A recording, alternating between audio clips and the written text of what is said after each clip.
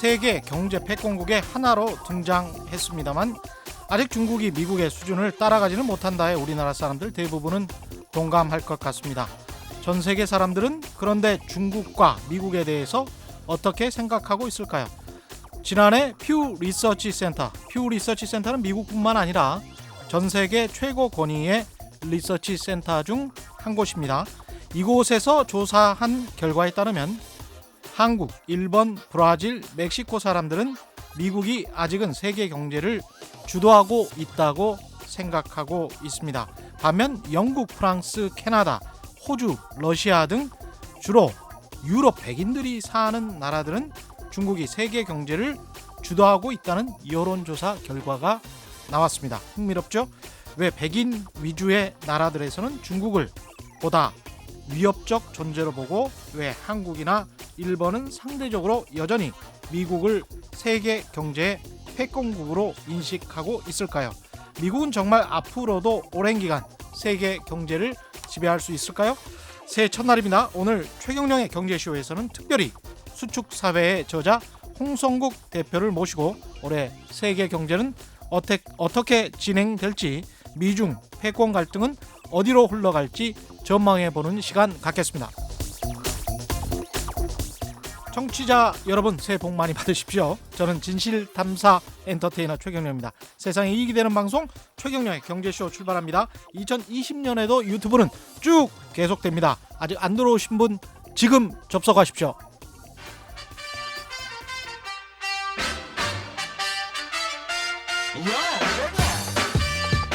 최경영이 원하는 건 오직 정의. 경제 정의를 향해 여러 걸음 깊이 들어갑니다. 최경영의 경제쇼. 드디어 2020년 새해가 밝았습니다. 드디어라고 생각하시는 분들도 있고 2019년 12월 31일과 다를 바가 뭐냐? 이렇게 생각하시는 분들도 있을 것 같습니다. 새해 첫날인데요. 이분 새해 첫날에 모시지 않을 수가 없습니다. 여의도의 미래학자, 현장의 데이터로 미래를 전망하는 것으로 유명하신 분입니다. 홍성국 해안 리서치 대표 스튜디오 나오셨습니다. 안녕하세요. 안녕하세요. 예. 2020년 올 한 해 세계 경제 한마디로 정의하신다면 어떻게 이야기하실 수 있을까요? 큰 그림은 지난 10년간 이어온 추세가 계속 유지된다. 맞죠? 별 변화는 없다. 2019년 12월 31일과 다를 바가 없다. 그러나 특별히 좀 좁혀 보면은 지난 3년간 2017년, 18년, 19년 상당히 어려웠습니다. 이런 어려운 부분이 조금 완화되는 정도.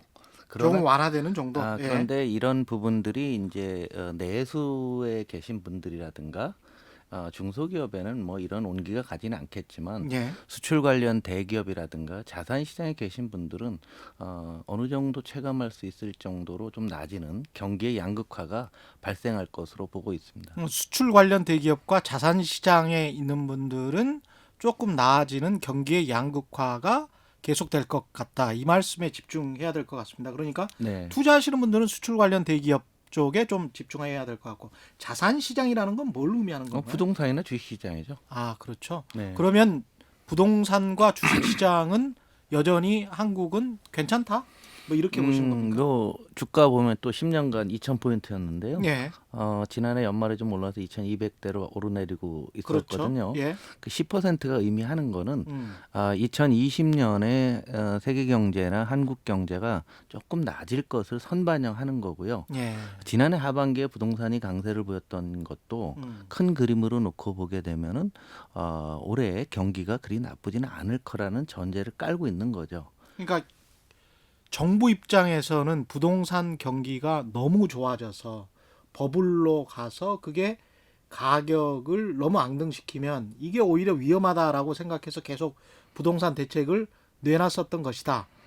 지난해 12월 16일 부동산 대책 같은 경우에 정부가 어떤 대책을 내놓는다고 해서 정부 입장에서의 부동산 가격은 많이 오르는 것도 또 반대로 떨어지는 것도 원치 않죠. 맞습니다. 어느 정도 유지를 해야 되는데 경제 상황이 이 쉽게 얘기하면 저금리라는 부분 그리고 3년간 미뤄졌던 경기가 좀 나아지려고 하는 그런 상황 그리고 한국만의 또 특수한 상황이 있습니다. 예. 어떤 또 건가요? 시작부터 부동산 얘기를 해서 좀 언짢으신 분들이 많을 것 같은데요. 그럴 수 있습니다. 예. 예, 그런데 이제 예. 한국만의 특별한 현상은 강남 현상이라는 거죠. 저는 네. 이번에 모든 집값의 상승 강남에 있었죠. 음.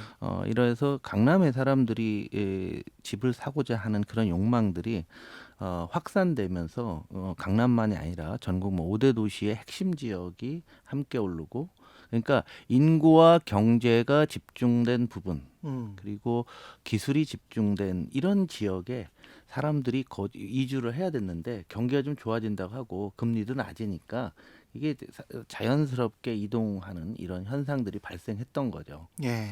여기서 경기와 연결해서 보면 경기가 나쁘면 그런 생각을 갖고 있던 사람도 액션을 안 하는데 조금은 좀 낮을 것 같으니까 예. 이참에 좀 해야 되겠다 이런 생각들을 했던 것 같아요. 그렇군요. 한쪽에서는 계속 세계 경제가 나쁘다고 이야기를 하면서 또 국내 경제도 굉장히 안 좋다. 그에 따라서 그런데 그게 그 부동산에 돈이 몰리는 게 단순히 유동성 자금 때문에 몰렸다라고 저는 판단을 했었는데 그게 아니라 사실은 어느 정도 경기가 좋아질 것을 예상을 하고 그 투자 자금이 몰린 것이다 이렇게 말씀을 하시는 거죠. 그런 부분도 일부 있고요. 그다음 우리가 강남 현상이라고 했는데요. 음. 전 세계 모든 국가가 그렇습니다.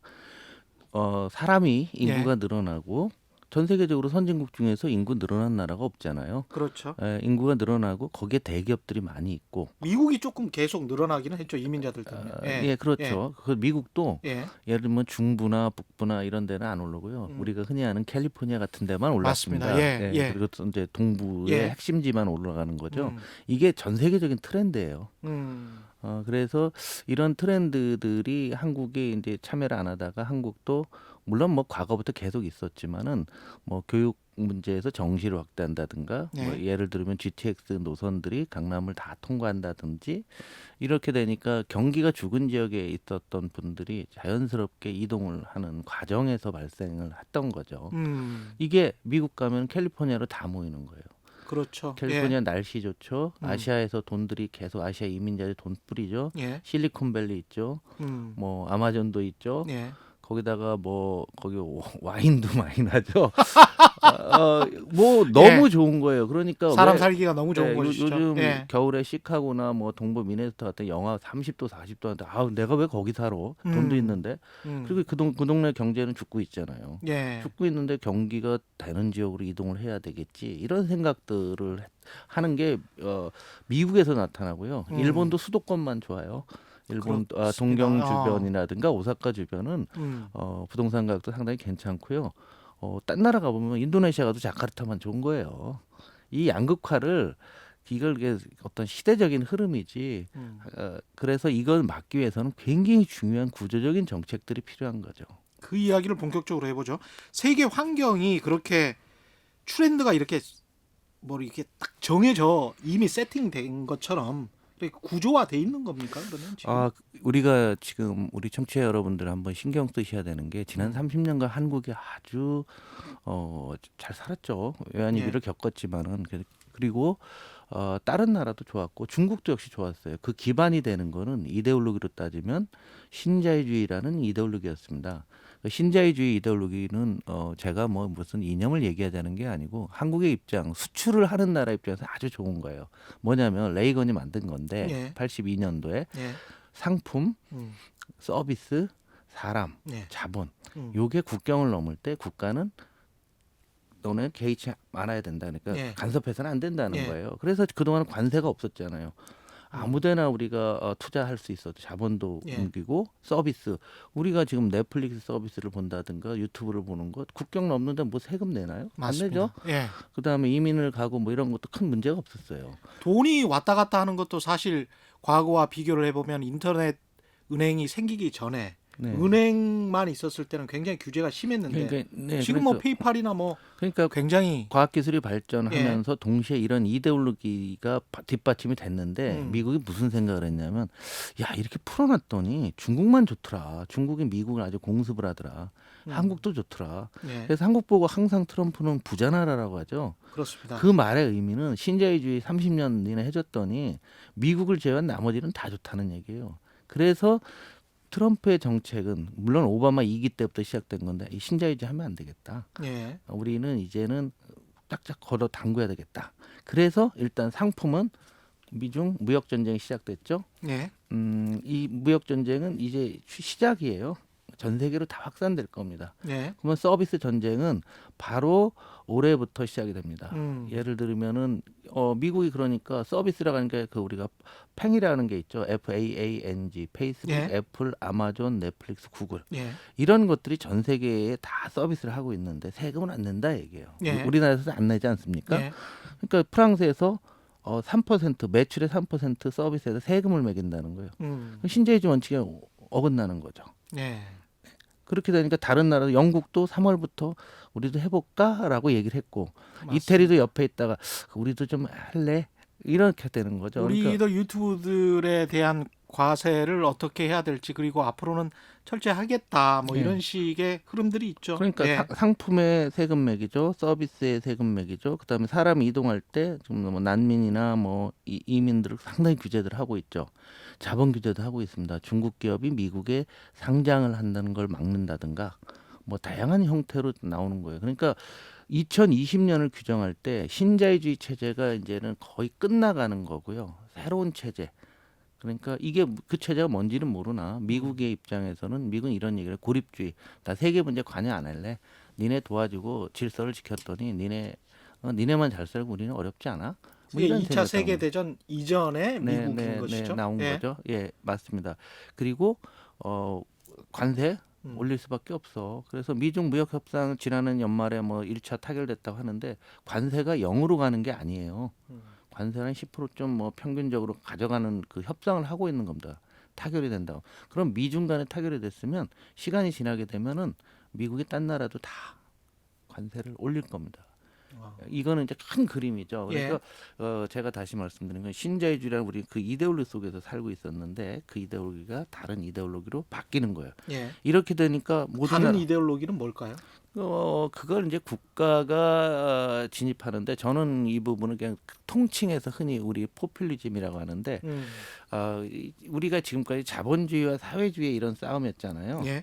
그런데 이런 식의 어떤 이데올로기 싸움이 아니라 그냥 민족주의나 포퓰리즘이나 이거는 그런 이데올로기가 아니잖아요. 경제적인 측면에서 이데올로기가 아니잖아요. 과거의 중상주의 같은 거. 뭐 그런 거죠. 나만 잘 살면 된다. 국가 이기주의. 우리 국가만 잘 살면 된다. 네. 그거로 바뀌어. 그걸 포퓰리즘의 형태로 나타나고 있는 거죠. 지금 전 세계에서 거의 이거 안 하는 나라가 없습니다. 제가 보기에는 한국 입장에서는 굉장히 어려워지는 부분인데 2020년에 더 많은 나라에서 이런 문제들이 나올 겁니다. 그래서 더 많은 나라에서 이런 문제들이 나올 그래서 것이다. 한국도 일정 부분에 많은 정치적인 이 담론들이 보면은 굉장히 포퓰리즘 형 성격을 띠고 있잖아요.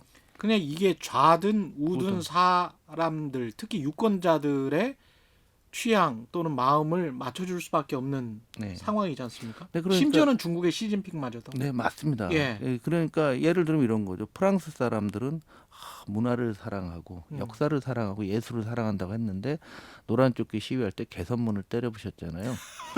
지난해 연말에 그 우리 KTX 같은 KTX 원천 기술인 떼제베가 섰지 않습니까? 예. 그러니까 이게 과거 이게 이제 이 신자유주의에서 다른 체제로 넘어가면서 국가 내부적으로 양극화가 너무 심한 거예요. 어느 나라나. 양극화가 심하니까 정치권들이 포퓰리즘으로 대응을 하는 거죠. 예. 그러니까 이게 좌나 우나 포퓰리즘 나오니까 많은 갈등들이 발생을 하고 있는 거죠. 그렇네요. 그러니까 먼 미래를 안 보고 눈앞에 있는 것만 계속 그 처리하는 거예요. 일단 살아야 되는 거고 정권도 살아야 되고 그다음에 이 나라도 살아야 되고 또 어떤 체제도 살아야 된다. 그런 절박함 같은 게 있는 거군요. 예, 그런데 문제는 그게 이제 예를 들면 지금 프랑스 마크롱 대통령이 참 잘하고 있다고 보는데요. 이분이 지금 우리로 따지면 국민연금 같은 걸 개혁하고 있거든요. 예. 지금 당장의 문제가 아니에요. 그냥 먼 미래의 주제를 가지고서 땡겨서 이걸 갖고서 국민들끼리 토론하고 이걸 만들어 가야 되는 게 지금 시대적인 소명인데 이 부분에 있어서 어느 나라도 눈앞에 있는 것만 하는 거죠. 그러다 보니까 이게 진짜로 포퓰리즘 형태로 나타날 수밖에 없는 거예요. 프랑스의 연금 개혁 같은 경우는 우리랑 좀 이슈가 비슷한 겁니까? 그러니까 우리랑 좀 틀린데요. 좀 틀립니까? 틀린데 어느 나라나 따지고 보면 결론은 그거예요. 음, 이 쉽게 얘기하면 연금을 조금 주고 그렇죠. 늦게 주고 예, 많이 내게 되는 거죠. 예. 그러면 당장에 있는 어르신들 입장에서는 야, 나는 얼마 안 사는데 이렇게 올리면 어떻게 해? 예. 이런 거죠. 그래서 러시아도 그랬어요. 아, 2018년에 푸틴 대통령이 음, 연금 개혁을 했습니다. 연금 개혁을 하니까 푸틴 대통령 지지율이 한 70 가다가 한 40% 언더로 떨어졌어요. 야, 러시아 같은 그런 나라도 강력한 그러네요. 나라도. 예. 그래서 데모를 굉장히 많이 했는데 음, 정말 웃긴 얘기가 뭐냐면 처음에 시작할 때 러시아 남자들의 이 연금을 지급하는데 거기는 남자랑 여자랑 나이를 또 구분합니다. 아 그래요? 예, 그래서 이제 아 여자가 더 오래 산다고? 예? 여자가 예, 더 오래 오래 산다고? 사는데 여자는 또 대신 연금을 조금 냈잖아요. 아, 직장 예. 생활을 적게 했으니까 그랬죠. 평균적으로. 예, 예. 그래서 이제 막 나이가 많았는데 결론적으로 뭐 어떻게 됐냐면 65세부터 그 전에 58세인가 60세인가에서 이제 5살 뒤로 준다고 한 거예요. 예. 근데 그 러시아 남자의 음. 평균 수명이 67세입니다. 평생 내고 2년 받고서 예. 이제 그냥 어떤 사람 받지도 못하고 그때 그냥. 이제 그 사람들이 데모를 하는데 그 음. 피켓에 이렇게 써 있어요. 우리는 그렇게 오래 못 산다. 지금 이런 상황이고 그런 나라들은 뭐 특이한 야. 경우지만은 예, 어느 웃음이 나라나 나오지만 정말 웃을 이야기는 아닌데. 지금 예. 2020년에 한국이건 세계건 전부 미래 과제에서 문제가 다 발생했는데 아마 눈앞에 있는 것만을 갖고서 처리하는데 급급하는 한 해가 될 수밖에 없다. 당장 눈앞에 네. 양극화 문제랄지 네. 그다음에 못 사는 사람들은 지금 계속 못 산다라고 아우성이고 실제로 또 현실이 또 그렇기도 합니다. 그렇죠. 예, 우리나라 같은 경우도 지난해 비슷한 사건들이 계속 발생을 하잖아요. 그러니까 사람이 굶어 죽을 수 있다. 3만 달러가 넘는 소득을 가진 나라에서 그리고 그것을 사회적으로 별로 구제할 수 있는 방법이 없는 것 같다. 그리고 사람들이 그것에 별다른 관심을 두지 않는다. 이것도 굉장히 어떻게 보면 자존심 상하는 일인 것 같거든요. 네, 그래서 이제 어느 나라나 이 수축 사회로 진행이 되면은 양극화가 가장 중요한 화두가 돼서 예, 지금 뭐 내년도 경제를 지금 얘기를 해야 되는데 내년도 경제가 좋아진다는 전제 조건이 뭐냐면 각국 정부도 이런 문제를 동일하게 인지를 하는 겁니다. 예, 미국에서 지금 노숙자들이 굉장히 많이 돌아가시고 있어요. 영국의 노숙자가 20몇만 명 있다고 제가 들은 적이 있는데 예. 지금 뭐 정확한 건 아니지만 음, 어느 나라나 양극화가 더 이상 감내내기 어려울 정도로 심각해진 거죠. 그러다 보니까 각국 정부가 이래서는 안 되겠다. 돈을 쓰자. 예. 그래서 한국도 예산을 늘리고 있고 독일도 늘리고 있고 미국도 늘리고 있고 일본도 늘리고 있는 거예요. 이른바 큰 흐름에서 포퓰리즘이라고 명명을 하셨는데 네. 그게 어떻게 할 수 없는 대세로 그냥 다 가고 있다라는 그러니까 거네요. 양동 전략을 가야 되겠죠. 음. 장기적인 미래의 과제들을 집중 투자를 하면서 예. 지금 양극화가 너무 심각하니까 음. 그것은 재정으로 부담할 수밖에 없는 거 아니겠습니까? 방법이 없다. 네. 그리고 예. 이제 양극화 통계에 대해서 사람들이 잘 모르는데 상위 10%가 얼마나 많은 부를 가져가느냐라는 예. 측면에서 놓고 보게 되면 미국이 48%, 한국이 50%입니다. 세계 1위입니다. 통계로는. 미국이 48%라는 게 소득의 48%? 아니 상위 10%가 전체 소득의 48%가 그렇죠. 그러니까 예. 우리나라는 어. 상위 10%가 퍼센트가? 50%를 가져간다는 얘기죠. 야. 자, 이런 통계가 우리나라는 보도도 안 되고 있어요. 다 나오고 다 알아요. 이게 사실은 네. 근로소득과 이자소득, 배당소득, 네. 그다음에 이제 자산소득. 자산소득도 포함된 건데 예. 한국에 이 부동산 넣으면 더 될 것 같습니다. 물론 그렇겠습니다. 한국보다 예. 더 심한 나라는 중국이겠는데 중국은 통계가 없죠. 어. 우리가 항상 중국일 것 같고요. 일본이 한 42, 3%, 프랑스, 스웨덴 같은 유럽들이 30% 초반이에요. 예. 근데 이런 숫자가 이제 정확하지는 않죠. 그러나 어림잡아 볼 때 많은 국가들에서 이 정도의 그 양극화라고 하면은 국가가 가동하기 어려울 정도가 되고 있다. 이런 생각들을 하는 거죠. 그래서 국가들이 이런 사람을 돕기 위해서 사실은 뭐 최저임금 인상 뭐 이런 것들을 어느 나라나 지금 다 하고 있고요. 예. 또 이 어려운 사람들 일자리 만들기 위해서 노력들을 상당히 많이 하고 있어요. 예. 근데 지금까지는 대충 했는데 안 되겠거든요. 지금까지는 대충 했는데 안 되겠으니까 예. 내년도 세계 경기 좋아진다는 얘기가 딴 나라들도 여기에다 집중 투자하겠다는 게 본질입니다. 아, 그렇군요. 예, 그러니까 경기가 자발적으로 좋아지기는 어려우나 물론 오랫동안 어려웠기 때문에 예. 이제 기저 효과라고 하죠. 전년대비 좋아지는 이런 효과에다가 그런 측면이 있습니다. 올해 세계 경제 그래서 이제 전망을 해야 될 텐데 네. 어떻게 보시는지요? 올해 세계 경제는 예. 이제 지난해보다는 조금 나아질 거로 봅니다. 우리 음. 정부도 이제 지난해가 2%냐 아니냐 이런 거 하는데 2.4를 제시했는데 예. 재정을 투여해서 한다는 거고요. 미국은 지난해 이제 금리를 인하하고 했는데 일단 가장 중요한 것은 청취자 여러분들이 생각하는 게 한국 경제는 한국의 스스로의 힘으로 할 수 없는 나라예요. 수출 중심의 국가고 우리나라의 모든 시장이 100% 개방된 국가입니다. 한국은 한국의 경제를 스스로 할 수 없는 나라다. 그러니까 세계 경제의 영향이 가장 중요하다는 얘기죠. 예. 그리고 또 자산 시장도 외국인들이 우리나라 와서 부동산도 많이 사고요. 주식도 많이 사잖아요. 예. 그리고 수출로 먹고 살고 있죠. 그렇기 때문에 당연히 한국은 가장 세계 경제의 동향에 밀접한 영향이 있는데 예. 딴 나라들이 내년도에 다 경기 부양책을 세게 씁니다. 3년 연속 조정을 받았기 때문에 조금씩 나아지는 이런 그림으로 보고 있어요.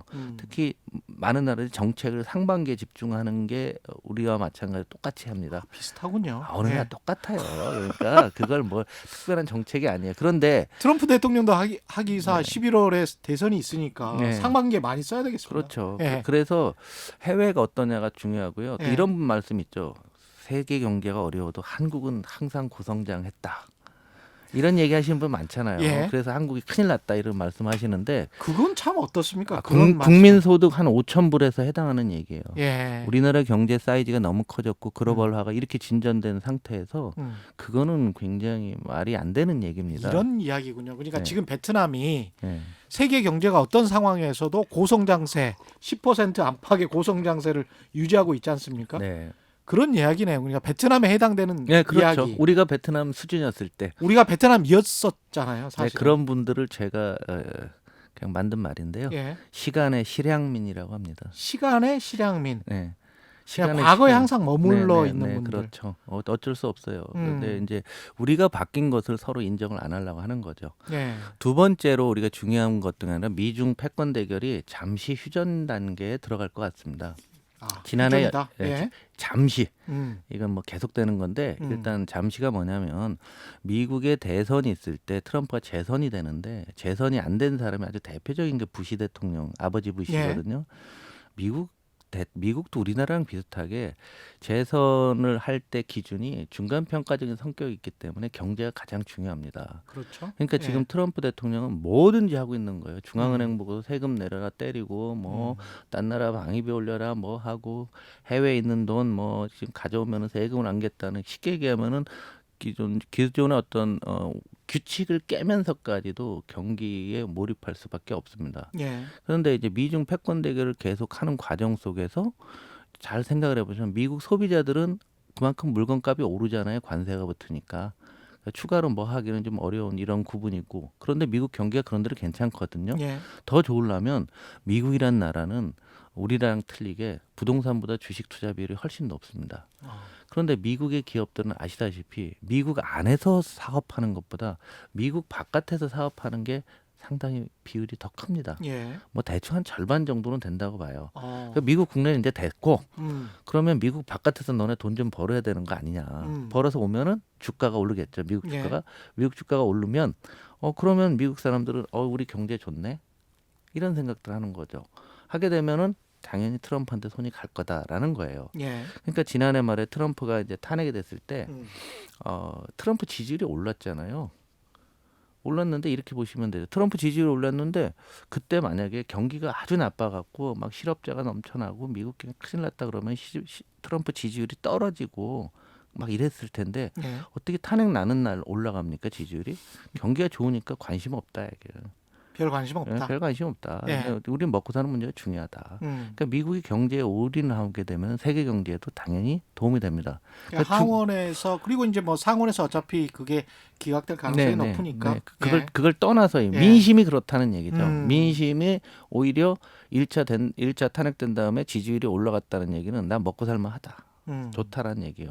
그런데 여기서 추가로 성장하기 위해서는 미국만 성장해서는 안 되는 거죠. 그러니까 예. 미국 바깥에 있는 나라들도 좀 먹고 살아야 되겠다. 예. 경제가 좀 좋아지겠다. 이걸 미국이 허용하는 거예요. 딴 말로 이게 달러를 약세로 가져가는 거예요. 미국으로 돈이 너무 많이 들어왔으니까 달러를 약세로 좀 풀어준다. 그러면 예. 우리도 좋아지는 거. 한국도 좋아지고 딴 나라도 조금 좋아지는 거죠. 음. 그래서 내년도 경기 회복이 되고 또 하나는 이제 구조적인 건데 지난 2008년에 글로벌 금이 오고 금리가 어느 나라나 쭉 떨어졌잖아요. 전 세계에서 가장 좀 제대로 안 된 나라가 우리 따지고 보게 되면은 뭐 브라질, 뭐 러시아 예. 이런 데 좀 이상하잖아요. 예. 수십 년째 맨날 이상했는데 얘네들도 금리가 떨어지니까 금리가 뭐 15%막 이랬어요, 브라질. 예, 맞습니다. 예. 근데 금리가 뚝뚝 떨어지니까 경기가 조금씩 살아나는 거예요. 예. 한국이 이머징 국가에 이런 나라에 수출하는 비율이 굉장히 높은 나라거든요. 그러니까 한국도 좀 낮을 수가 있는 거죠. 그렇군요. 그다음에 지금 4차 산업혁명 열심히 하고 있는데 4차 산업혁명이라고 하는 게 AI건, 빅데이터, 클라우드, 뭐 블록체인 뭐든지 투자를 하면은 그 투자의 중심에는 한국 제품이 들어가요. 반도체죠. 그렇습니까? 예. 반도체? 예. 클라우드 투자한다는 게 뭐예요? 반도체 사서 반도체 쌓아놓는 거잖아요. 빅데이터 하려면 빅데이터 돌리는 뭐 알고리즘 같은 거는 별게 아니고 그걸 돌리려면 PC 용량이 올라가야 되잖아요. 다 반도체 들어가야 되잖아요. 이게 공급 과잉으로 작년 1년간 반도체가 상당히 어려웠었는데 예. 조금씩 회복이 되는 거죠. 거기다 5G가 계속 확산되고 있는데 예. 5G 투자가 증가되는데 또 한국의 수혜를 보는 거예요. 그렇죠. 중국의 화웨이를 미국이 견제하잖아요. 화웨이 매출할 거 우리나라 삼성전자가 매출 잘하고 있거든요. 예. 그래서 여의도 그 증권가에서는 트럼프 대통령이 삼성전자 많이 도와주고 있다. 고맙게 생각한다는 경우도 있어요. 그렇죠. 그러면서 그런 측면에서. 그런 예. 투자들이 다 나는데 그 투자에 한국의 입장에서는 상당히 우호적인 거죠.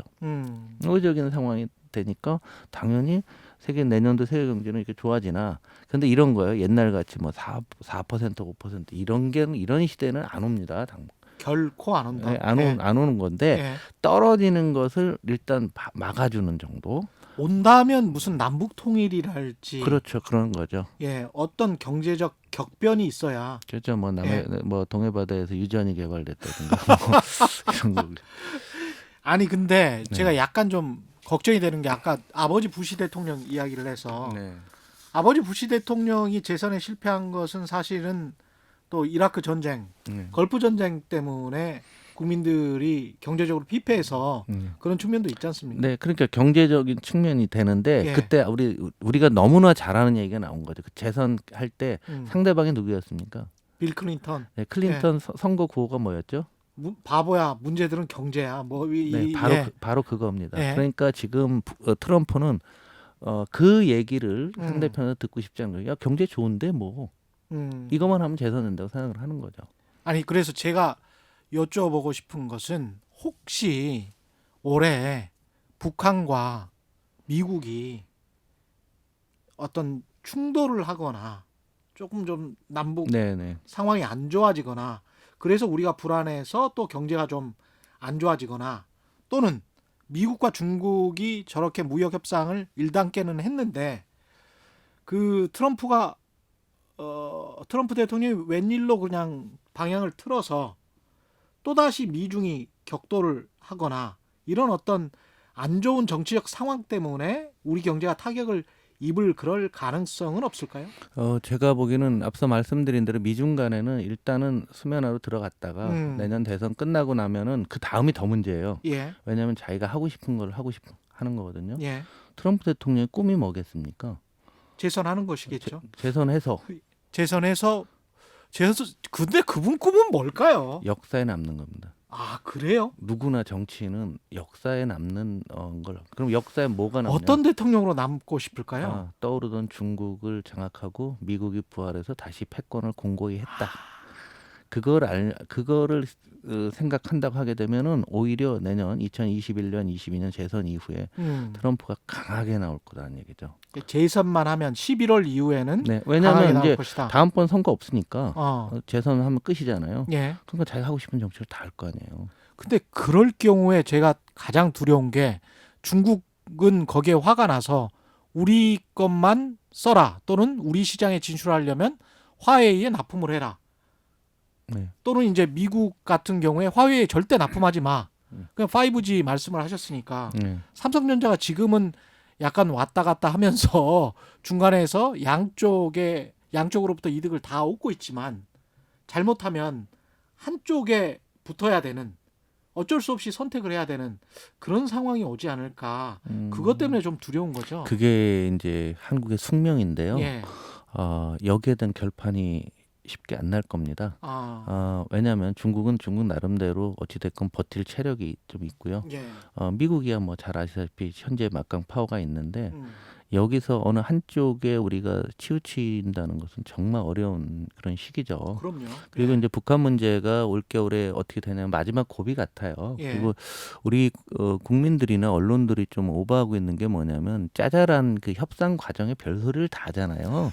동네에서 하다못해 명절에 가족끼리 고스톱을 쳐도 예. 별의별 그렇죠. 쉽게 얘기하면 거짓말도 하고 막 과장된 표현도 예. 하고 막 하는데 그게 마치 그거인 것처럼 막 얘기를 하는 거거든요. 음. 너무 과민 반응들을 하고 있어요. 예. 근데 우리가 한번 생각을 해보면 미국이 북한을 제재 조치한 지 지금 뭐 꽤 오랜 시간이 지났습니다. 점점 이 고갈이 되고 있는 거죠. 북한 내부에서도. 예. 그럼 북한의 입장에선 저것도 일종의 요즘 나오고 있는 것은 벼랑 끝 전술의 하나일 거예요. 예. 그래서 그렇다는 얘기는 북한이 굉장히 어려운 상태에서 진행되니까 마지막 남은 게 결국은 뭐 미사일을 쏠 거냐 말 거냐 뭐 이런 아주 극단적인 것을 입에 올리나 마지막 패를 쓸까요? 더군다나 미 대선을 남겨놓고 예. 트럼프는 뭐든지 할 수 있을 텐데 미국이 그래서 미국이 만약에 군사 옵션을 한다든가 뭐가 되게 되면은 예. 북한 입장에서는 끝나는 거예요. 군사적인 어떤 문제가 발생하면은 예. 그 많은 사람들이 오해를 하고 있는데 그거는 그렇지 않다 얘기죠. 자기가 마지막 갖고 있는 하나가 있는데 이걸 쓰면은 내가 죽는다고 하면 쓰겠어요? 갖고 있어야죠. 이게 굉장히 중요한 문제고요. 예. 이거는 우리 외교안보팀에 좀 맡겨둬야 된다라는 생각이고 한국이 섣불리 어느 한쪽에 붙어서는 한국은 경제 중국 의존도가 점점 더 심화되고 있고 예. 그렇다고 해서 또 안보 문제나 또 중국과도 뭐 미국과도 굉장히 중요한 동맹 관계를 또 유지해야 되기 때문에 이런 논의 자체를 좀 우리가 좀 쿨다운 시켜가면서 우리가 좀 자생력을 더 강화하는 쪽으로 생각해야지 사사건건 조그만 거 하나까지도 막 이렇게 국민들을 불안하게 하고 이거 스스로가 우리 스스로 협상 능력을 더 낮춰가는 효과가 더 크거든요. 예. 그래서 지금부터는 정말 외교의 시대가 오는 것 같고 전 국민이 외교관이어야 될 것 같아요. 예. 맞습니다. 전 국민이 외교관 특히 이제 언론인들 같은 경우에 국익을 좀 생각을 하지 않을 수가 없을 것 같습니다. 우리 같은 경우는 여차하면은 국민 전체가 공면하는 그런 상황이니까요. EU랄지 블랙시트 관련해서 이야기를 좀 해봐야 될 것 같은데 유럽 시장은 어떻습니까? 유럽 상당히 어려워지고 있는데요. 가장 어려운 국가가 우리가 아는 게 그리스, 이태리 이런 나라였는데요. 네. 이 기운이 지난해부터 이거 북진하고 있습니다. 독일이 상당히 좀 어려워졌었는데 독일이 올해 재정 적자를 많이 내갖고 경기 부양을 하기로 했고요. 영국은 결국은 이제 유럽에 더 이상 엮이기 싫다는 거거든요. 그러니까 브렉시트를 언제 하건 뭐 늦게 하건 중요한 게 아니라 영국은 우리 독자화폐인 파운드화를 쓰면서 유럽과 일정한 거리를 두겠다. 이겁니다. 그래서 유럽 전체는 좋아봤자 굉장히 제한적이고 그렇다고 해서 지금 뭐 나빠질 것도 없는 게 올해 각국이 다 경기 부양책을 쓰니까 그래서 유럽이 지금보다는 2019년보다는 올해가 좋을 거예요. 좋은데 조금 좋아지는 정도. 그러니까 십시일반으로 이머징은 아까 말씀드린 대로 그 금리나 효과라든가 뭐 달러 약세 효과로 좀 낮이고 미국은 또 경기 부양 효과로 미국 용납을 하고 그리고 우리 한국의 어떤 IT 이런 것들이 조합이 됐기 때문에 예. 그래서 좋아지는 거지 뭐 특별하게 계기가 있어 좋아지는 건 아니다라고 보는데 음. 체감이 아마 나올 거는 내년도 한 2분기 후반 5, 6월은 돼야 될 것 같아요. 예. 왜냐하면 이게 경제는 어떤 정책을 쓰면 효과가 나오려면 음. 시간이 걸립니다. 5, 6개월 네. 걸리니까 내년 네. 여름부터는 조금 낮아지는 정도. 음. 그것을 상징적으로 보여지는 게 주가다라고 보시면 될 것 같아요. 미국, 유럽, 그다음에 4차 산업혁명까지 음. 간단간단하게 이야기를 해봤는데요. 이런 세계 변화 속에서 우리나라는 어떤 위치에 지금 서 있는 겁니까? 한국은 대단히 중요한 지점입니다. 지금이 저는 골든 타임이라고 보고 있는데요. 한국이 골든 구조 타임이다. 전환을 해야 되는데 예. 우리 한번 생각을 해보면 우리가 1961년부터 경제 개발해서 올해가 2020년이니까 만 60년 환갑이 됐어요. 경제 개발한 지. 아, 그러니까 3대가 다 경제 개발에 참여하고 일을 했는 세대가 되는 거죠. 그러네요. 그러니까 우리가 예. 환갑이라는 얘기는 다시 시작한다는 의미가 있지 않습니까? 예. 그런데 가장 중요한 여러 중에서 올해가 단군 할아버지 이후 처음으로 역사에 죄를 짓는 해가 돼요. 그게 무슨 말씀이시죠?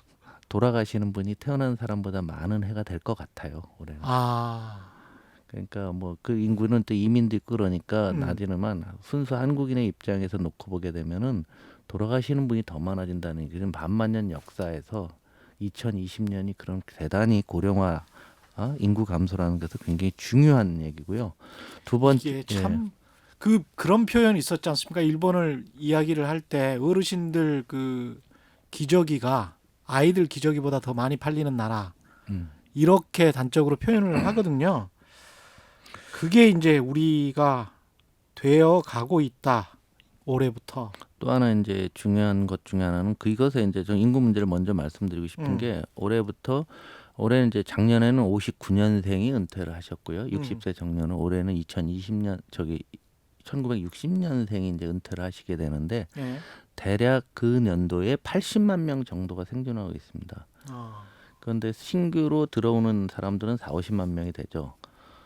그 얘기는 지금부터 연간 80만 명씩 은퇴를 하면은 지금도 어려운 내수가 더 어려워지죠. 아무래도 은퇴하게 되면은 소비가 줄게 되고 그럼요.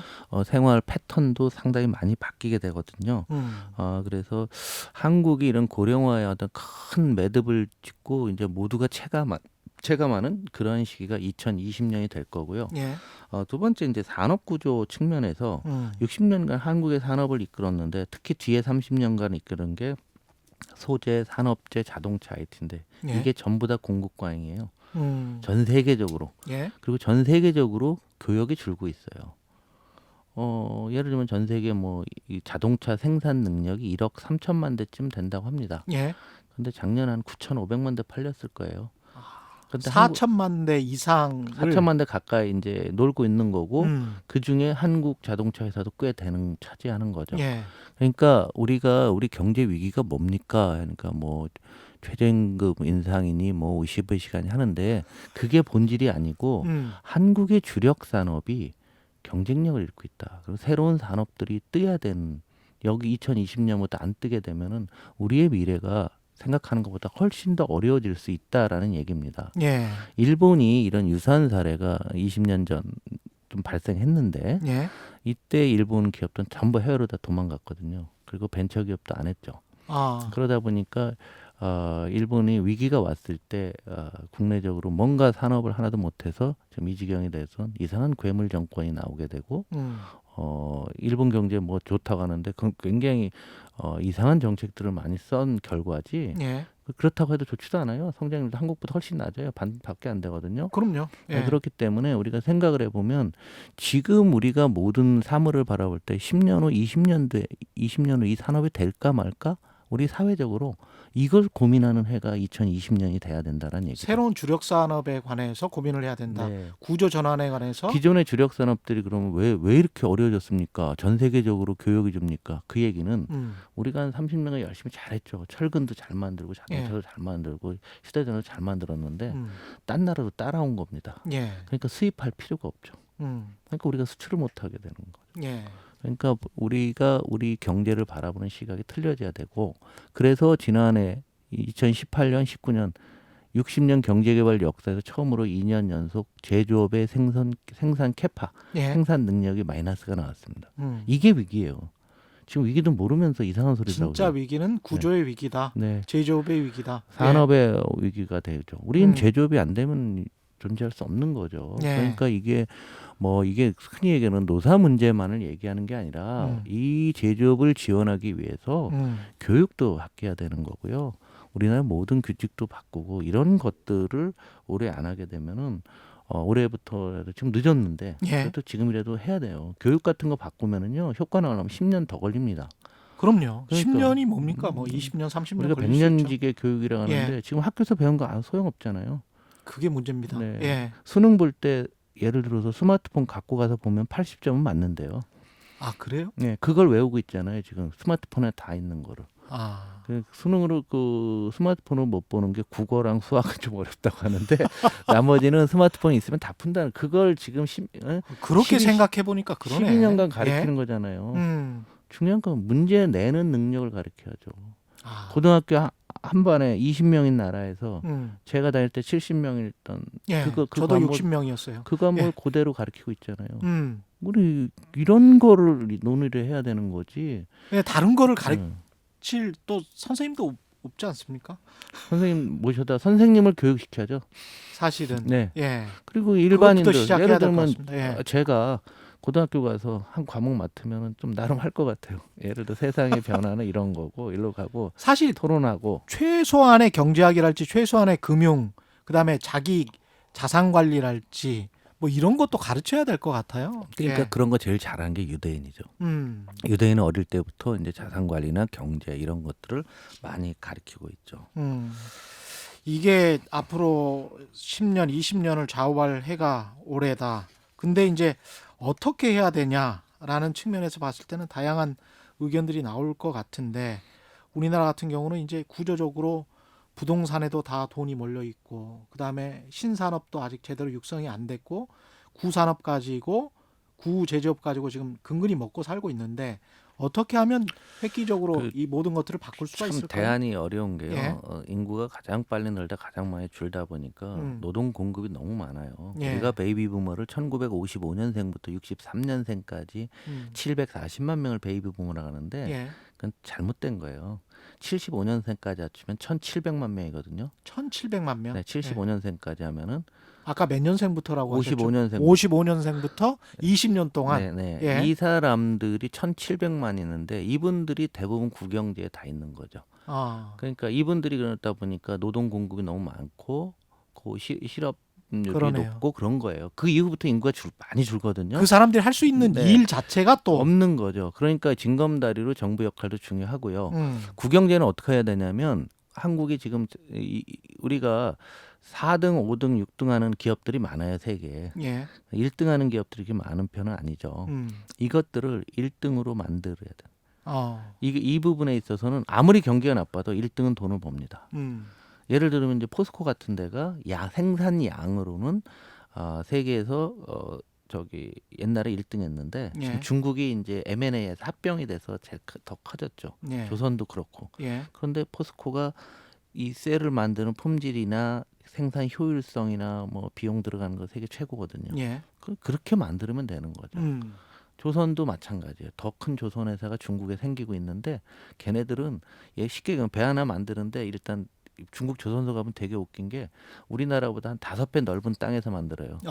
그러니까 우리는 배를 너무 많이 만들다 보니까 요러한 부품을 여기다 갖다 놓아야지 그 무겁잖아요. 예. 이걸 다 알고 있는 거예요. 그러니까 아주 효율적으로 쓰는 거죠. 예를 들면 그걸 조선이나 철강에서 나타나는 게 다른 기업들도 지금 4, 5, 6등, 10등 하는 기업이 1등 만들기 위한 다양한 노력들을 사회적으로 지원을 해줘야 되는 거죠. 그리고 신규 산업 위해서 우리 지금 뭐 4차 산업혁명 한다고 하는데 4차 산업혁명 정말 어렵거든요. 예. 한국에 불리한 거예요.